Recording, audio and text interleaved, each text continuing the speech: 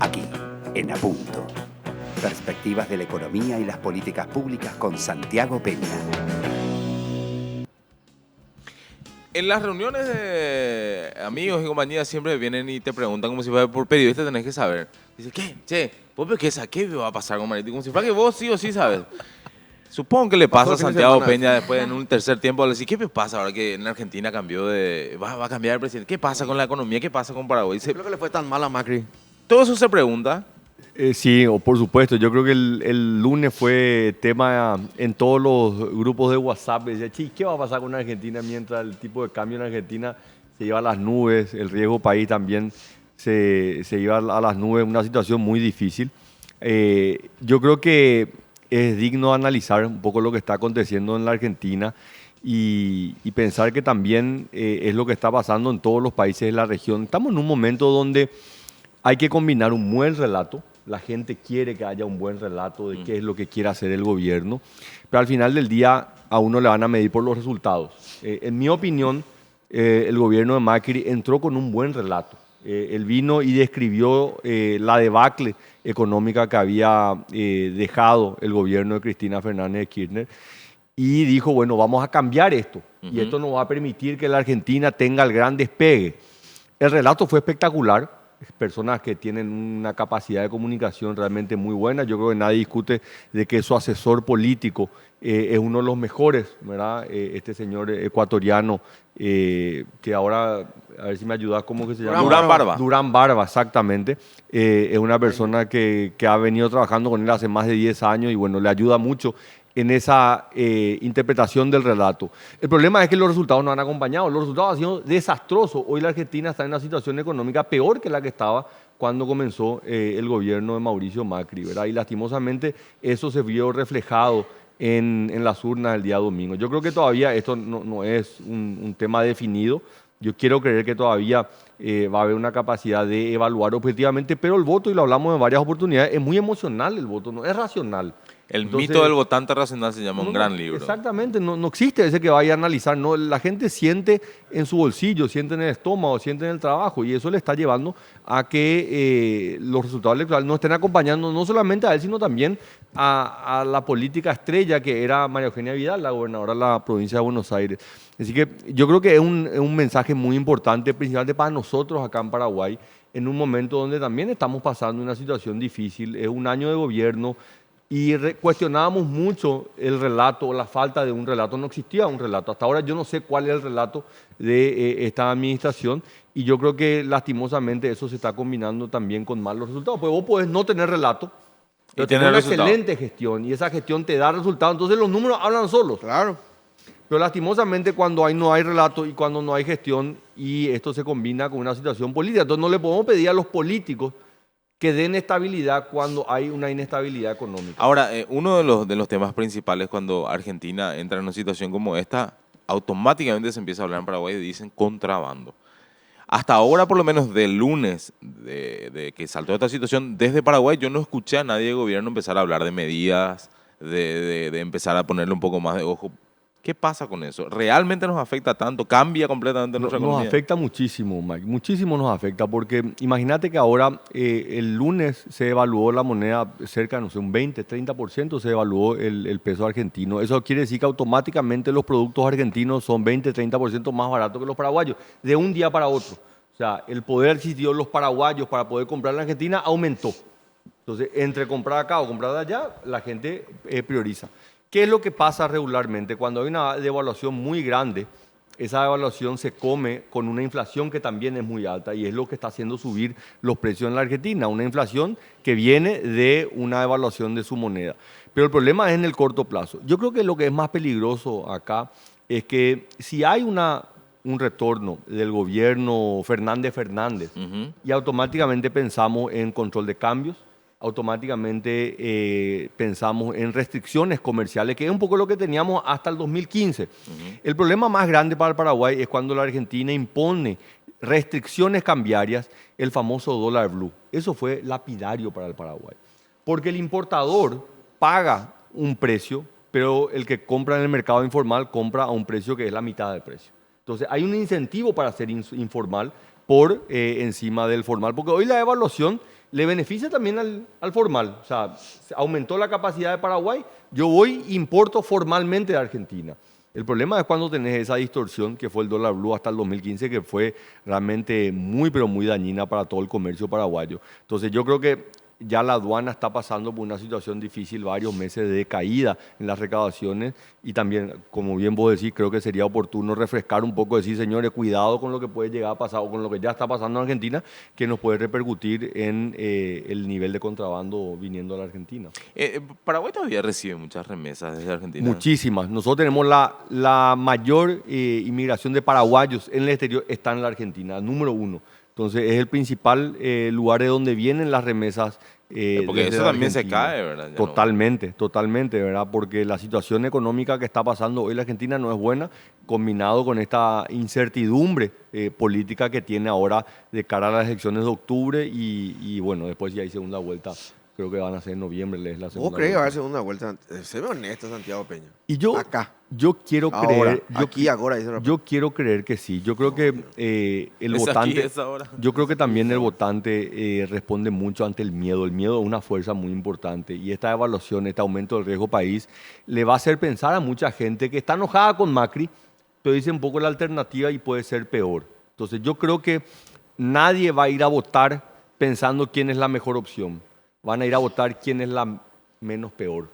Yo creo que eso es lo que va a determinar el voto. La gente está enojada con el gobierno de Mauricio Macri, ¿verdad? Porque, como le estaba diciendo, los resultados fueron pésimos. Los resultados son malos. La inflación sigue estando, es más alta, el crecimiento económico está cada vez peor. Entonces, hay una situación muy angustiante en materia económica que lastimosamente le está perjudicando de cara a las elecciones. Y sobre todo también está enojada en el sentido de que no se ve una autocrítica de parte de ellos. Y hay mucha coincidencia con el gobierno paraguayo en ese sentido, ¿verdad?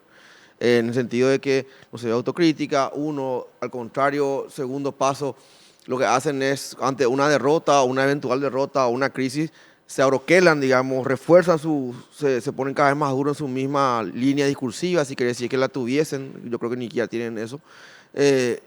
Y uno dice, no, ¿y por qué en vez de cambiar lo que estás haciendo? El acto de ayer fue un ejemplo. Sí. En vez de darle a los mercados, a los productores, a la economía, a las finanzas, a la gente que, como decía, que da laburo de verdad, darle un mensaje de moderación, de calma, pelota al piso, no, vos sacás gente a la calle. Sí. O sea, Yo no- creo, Felipe, que es importante hacer esta aclaración. Yo creo que el problema más grande de la manifestación de ayer no es que movilizó al sector público, porque la realidad es, el presidente es su patrón hoy. Entonces salen a apoyarle a su empleador, salen todos los funcionarios públicos. Pero el problema más grave es que en el Paraguay hay 3,5 millones de paraguayos en edad de trabajar y menos del 10% están en el sector público. Entonces, por cada funcionario público hay 9 paraguayos que están afuera sudando la gota gorda. Entonces, el problema que es, si vos le haces enojar a esos 9 paraguayos de cada 10, y no van a ser 5,000 o 2,000 como estaban allí, no sé cuántos estuvieron, ¿verdad? Van a ser 100,000, 200,000 personas en la calle. Y ahí no hay acuerdo político que pueda sostener a un gobierno. Y yo creo que a eso es lo que nosotros capaz que estamos fallando un poco con la estrategia de decir, no, vamos a juntar acá un apoyo político pequeño y con esto vamos a sobrellevar los problemas, cuando los problemas subyacentes son de que el empleo está aumentando, el desempleo está aumentando, el crecimiento económico va a ser negativo este año, hay una situación económica y eso no se resuelve con un relato. Un relato puede ayudar, pero lo que va a ayudar finalmente va a ser la gestión, los resultados. Cuando empezamos a medir de que la actividad económica crece, que el desempleo disminuye, de que hay una generación de empleo genuina y no solamente el sector público es la que está aumentando el empleo. Entonces yo creo que eso es lo que nosotros tenemos que recapacitar. Yo creo que se ha hablado muchísimo estos días de que el juicio político debería ser la última opción y genera mucha inestabilidad para un país como Paraguay, que tiene esta historia también de que un gobierno termina, otro no termina. Se Uno saltea termina, uno. se saltea. Y eso es malo, ¿verdad? Las calificadoras de riesgo llaman, los bancos internacionales llaman, preguntan, hace ruido. Y por más de que Paraguay hace bien las cosas durante 10 años, un evento como este nos lleva de vuelta al preescolar. Entonces, yo creo que eso es importante decir. No es lo mejor, pero tenemos que entender que la gestión es lo que va a determinar el éxito de este gobierno. Y obviamente para tener una buena gestión tenés que tener buenos jugadores. Entonces, muchos de los problemas que nosotros hemos visto en este primer año de gobierno no es que es mala suerte, no, es el resultado de los jugadores que tenían dentro de la cancha. Le agrego lo de la gestión de vuelta, yo insisto, porque para mí, para la economía por lo menos, y lo hablo desde lo nulo, cero conocimiento que tengo al respecto, pero sí sé cómo pega, digamos, la política con respecto a eso, es la moderación, ¿verdad?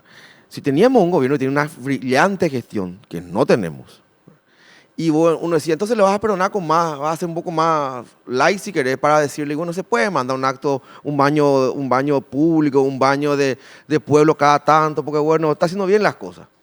Pero no tenés gestión, como decís vos, no tenés relato. Y encima te dedicás parte de tu tiempo a hacer actos, o sea, organizados para vos mismo. Le regalás a la gente para que te aplaude y te diga lo lindo que sos. O sea, en ningún punto cierra eso, no tiene lógica política. Y en todos los países del mundo, sacar gente a las calles implica ahondar la crisis. Eso es así. O sea, debería, yo cuando le planteaba yo al senador Velar un poquito antes, más temprano, le decía, por lo menos un problema de timing. Por lo menos, si querés ser así medio bueno con el análisis, se puede decir sentido de oportunidad, sentido de conveniencia, pero yo ni lo hubiese hecho luego, ¿verdad? Sí. Algunos te dirían, no, lo podés hacer por lo menos una vez superada la crisis, esta cuestión, pero ahora saca gente a la calle, hermano. Sí. O sea, ¿cuál es el mensaje que das, verdad? Y por otro lado le decís, tranquilidad, para tratar el juicio político, tratemos que se trate ya ahora, porque es importante definir las cuestiones, y le pedís tranquilidad a los mercados, le pedís tranquilidad a las cuestiones financieras. No, vos mismo no estás transmitiendo tranquilidad, ¿verdad? Sí, yo creo que es importante. A ver, yo también hablo desde mi experiencia. Cuando uno está en posición de gobierno y uno está en una dinámica que le hace creer lo que uno quiere creer. Está rodeado de personas que están luchando contigo, ¿verdad? Entonces, el problema más grande es cuando lo que vos crees que es cierto no lo es. Entonces yo creo de que el gobierno, y no le ha pasado solamente al actual, le ha pasado a varios, incluido cuando estábamos nosotros, que de repente nos quedábamos aislados de la realidad, de lo que acontecía afuera. Y yo creo que a ellos le está pasando esto muy rápido. Muy rápido en el gobierno le está pasando de que se están aislando de una realidad.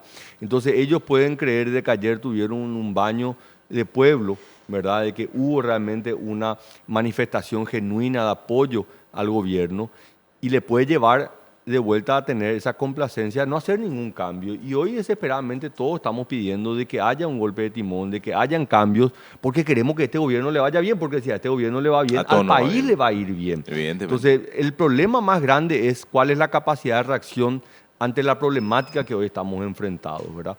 Y a mí lo que me preocupa es la sostenibilidad del modelo democrático de aquí para adelante, ¿verdad? Porque lo que está pasando en la Argentina es un claro ejemplo. Yo creo que el retorno del gobierno del Fernández, de los dos Fernández, es un retroceso para la Argentina. Pero finalmente es una decisión soberana del pueblo. El pueblo está eligiendo eso. ¿Y cómo te vas a enojar con ellos? El pueblo es sabio, Santiago. Entonces yo creo que esa es la parte que nosotros tenemos que de alguna manera moverle a la administración actual, decirle, mira, la responsabilidad que tenés hoy es demasiado grande. Estuvo circulando unas encuestas, no sé qué tan veraces son, ¿verdad? Pero Payo Cuba tiene una alta preferencia en la intención de voto de la ciudadanía. Y esa no debería ser una llamada de atención para cuál es el tipo de democracia que nosotros queremos desarrollar cuando una persona que se autodefine como un anarquista. Equivocadamente, por cierto. Sí, pero eso esa es la parte que nosotros tenemos que pensar también, darle alguna racionalidad y a esa racionalidad convertirla en emotividad. Hay un trabajo demasiado grande que se tiene que hacer, me parece, llevando al plano económico, Santiago. Todo lo que se venía hablando de las medidas que quería tomar el gobierno, todas tenían por lo menos alguien en discordancia. Desde la reforma tributaria hasta lo que pasó con los primeros pecheos con Brasil, el arroz, la autoparte. ¿Cómo se vuelve a reencauzar ahora las negociaciones hacia ese lado? ¿Cómo te planteas, bueno, ya pasó la crisis política, ahora venimos otra vez con estas mismas cartas? Me parece que tienen que repartir de nuevo, barajar, mezclar. Sí, yo no quiero mirar el vaso medio vacío. Yo tengo que reconocer que la designación de Ernst Bergen, yo creo que es una buena designación en Itaipú. Yo creo que las designaciones que han hecho del señor Blanco y de esta señorita Wynn han sido buenas cuando uno yo no le conozco a ninguno de los dos, pero su currículum ya te... miro el currículum, escuché entrevistas de ellos y realmente creo que es el camino acertado. Yo creo que el gobierno necesita hacer más de eso. si puede traer más de esa gente, ¿verdad? Que tiene realmente la capacidad de poder aportar, pero principalmente tienen el incentivo, ¿verdad? No son actores políticos partidarios que lo que se buscan es de un cargo tratar de posicionarse políticamente, sino tratan de influir en políticas públicas. Yo creo que el gobierno puede dar ese golpe de timón. Yo creo que el diálogo es fundamental en materia política. Yo creo que hay hoy un acercamiento dentro del Partido Colorado que es fundamental, ¿verdad? Mucha gente se enoja de que haya un diálogo dentro del Partido Colorado. ¿Por qué? O sea, debería ser lo lógico, Como si de que fuese algo dentro nuevo. de un partido político puedan encontrar dentro de sus diferencias un acuerdo para poder llevar adelante este gobierno que finalmente es un gobierno colorado, ¿verdad? Pero yo creo que también es importante de que se enfoque hacia la gestión, ¿verdad? El relato es fundamental, la política es fundamental, pero ninguno de esos elementos van a poder reemplazar la gestión y a él le van a medir por los resultados que pueda tener. El resultado del primer año es un mal resultado, ciertamente combinado con factores internacionales, la sequía, la inundación, el apriete de Brasil, porque esta es una realidad. Brasil está haciendo Brasil.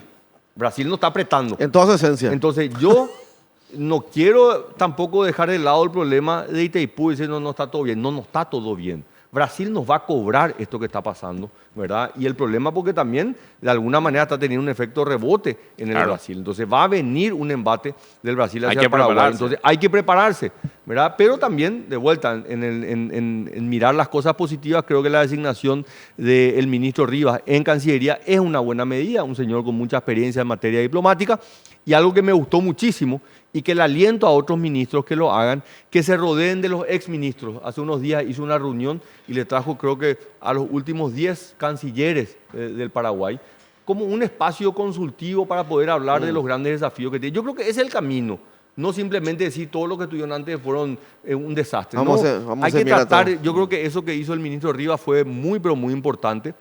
Rodearse de cancilleres que tienen mucha experiencia, que ya tienen el rigor de las batallas Algo les pueden contar, y ¿verdad? algo les pueden contar, ¿verdad? En Hacienda esta es una práctica normal, se hace regularmente. Los ministros, no solamente el actual, los anteriores también buscaban ese espacio de discusión con anteriores ministros de Hacienda. Yo creo que eso le vendría muy bien también a Educación, también le vendría muy bien a Agricultura, al Ministerio de Industria. Yo creo que hay muchas gestiones comerciales que se venían haciendo que lastimosamente por no tener un diálogo con el equipo anterior se cortaron.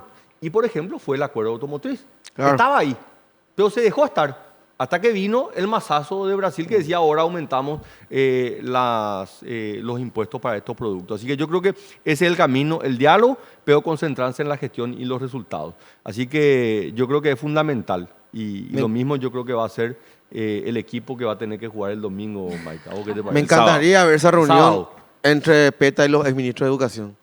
Divertidísimo sería poner una webcam ahí.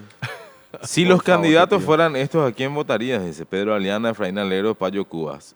Aliana 13%, Alegre 16%, Payo 43%. Esto es una encuesta, dice sondeo a través de redes sociales, que es otro tema, ¿verdad? Sí. Pero es un termómetro.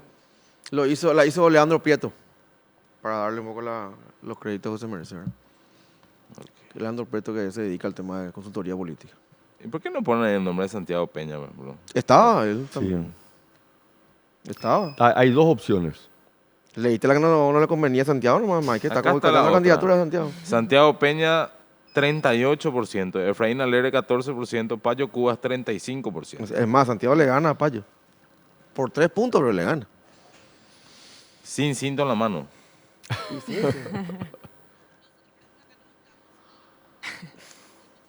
Es temprano, pero empiezan a ser indicadores interesantes. Sí, pero no es tampoco la primera vez que le dan buenos números al senador Cuba, ¿eh? Hay que decirlo. Sí.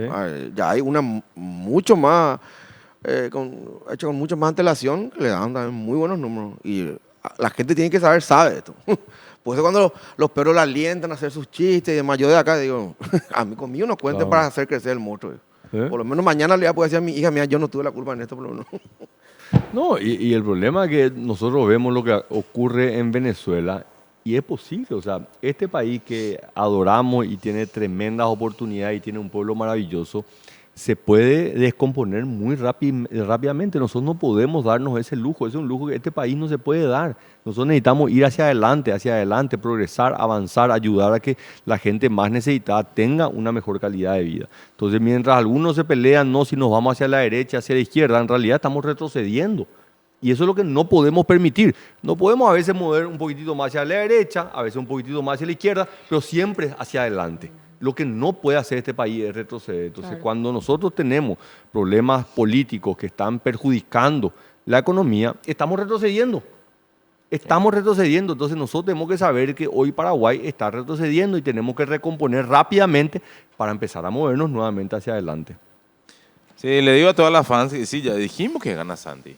Que me reclaman, me quedan el celular los mensajes, gana Santi, gana Santi. No, Sí, yo no voté, dicen. Acá también a través del WhatsApp, un voto para Santi. Preguntan si Santi va a presentarse para las próximas elecciones. Mira, todo están preguntando. Yo te quiero decir una cosa. Poner en la foto de la campaña y poner la cara de Mario Abdo y la cara de Santi. Santi está más joven. Mario Abdo está hecho ¿Quién va a ganar? pelota. Felipe Orozo es un sub-19 con las canas al lado de lo que es Mario Abdo ahora mismo. ¿Por qué me pones a mi ejemplo, hermano? Y porque te vi. No, Porque vos estás de su lado. Pegale a otro. Por favor, volvé Santi, dice también acá. Nunca se fue, te Llora- diré. sí. Los números dicen que nunca se fue. Nunca se Sí. fue. Así Bueno, es. está bien. ¿El Mundial de Rugby te interesa, Santi? Me interesa, se juega en Japón. Septiembre arranca, 19 en de septiembre arranca. Sí, la verdad que soy un fanático, siempre sigo. Y bueno, yo creo que el candidato es siempre Argentina, ¿verdad? Yo creo que Argentina ha hecho grandes avances. Vos sabés que hace unos años entraron de lleno en lo que es el Super 15, ¿verdad? Que es esta liga súper competitiva donde juegan los Jaguares. Y empezaron bastante mal. Mucha gente decía, ¿para qué entraron? Ahora llegaron a la final este año. Y ahora llegaron a la final. Realmente impresionante lo que ha conseguido. Y sí, efectivamente soy un fanático. Vos sabés que mi abuelo fue presidente de la Unión Argentina de Rugby. Ah, mira. Por el lado materno es argentino y fue presidente de la UAR, fue fundador del Hindú Club en la Argentina. Uno de los clubes más tradicionales. Uno de los más tradicionales. Bueno, está bien. Repasamos todo. Está bien, ¿verdad? Te chicaneó por el clásico, no tomaste vos apuntes. No, le dije Arrugaste, el papá, sábado. corriste. En tu análisis objetivo, sábado. Corriste, desapasionado. papá, corriste. Vos Corriste. sos, ante todo, sos un periodista, No, Mike. ante todo se riste. Eso no se puede Qué iluso lo tuyo, Santiago Peña. ¿Sabes qué? ¿Cuál es la Iluso. pregunta? Iluso. ¿Cómo le ves a los equipos? Olvídate del resultado. ¿Cómo le ves de cara al clásico? ¿Y Ana quién le pregunta así? Que yo le voy a responder así, pero tal cual como él me pregunta, porque él hace lo mismo cuando yo le pregunto. Le veo bien a Olimpia. Súper bien le veo a Olimpia. Tan recontra bien están. Políticamente correcto, Sí, pero. No, tan demasiado bien.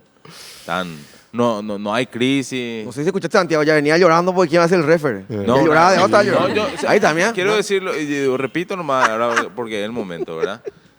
Un saludo a la APF en primer lugar, que se presta al chistecito. Y segundo, me parece una gestión increíble de la dirigencia del Olimpia. Si termina siendo o Díaz de Vivar o, ¿cómo se llaman los Ronaldo Samaniego? El del penal un metro afuera. Sí. Es excelente la gestión de los dirigentes de Olimpia para poner el árbitro. Hay mérito. A la puta, se juegan la olla y ustedes eligen el árbitro. Increíble.